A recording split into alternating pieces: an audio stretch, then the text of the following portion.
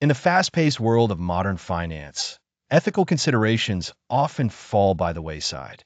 Yet, there is a system designed to harmonize financial success with social responsibility, Islamic finance.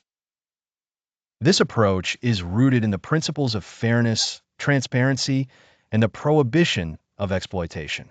Islamic finance fundamentally rejects the earning or payment of interest, called Riba, which is considered unjust and harmful to society.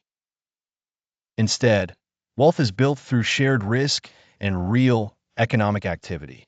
Investments must have tangible foundations, such as property, trade, or manufacturing, steering clear of speculation and uncertainty gear. A cornerstone concept is profit and loss sharing. For example, in mudarabah contracts, one party provides capital while the other manages the venture. Profits are split according to pre-agreed ratios, but losses are borne by the capital provider, fostering risk awareness and trust.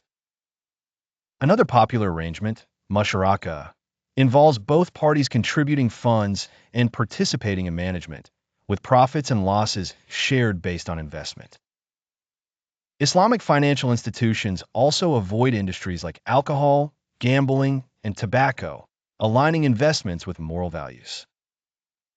Products such as sukuk, Islamic bonds, and takaful, insurance, operate under the principles of asset backing and mutual protection, ensuring that all dealings are transparent and beneficial to the wider community.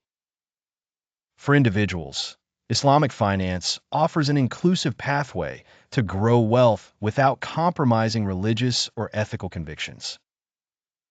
It emphasizes compassion through concepts such as zakat, a form of charitable giving, integrating financial well-being with societal uplift.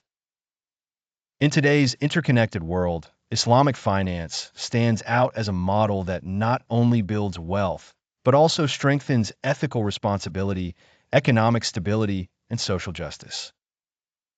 It offers invaluable lessons for anyone seeking a balance between prosperity and purpose.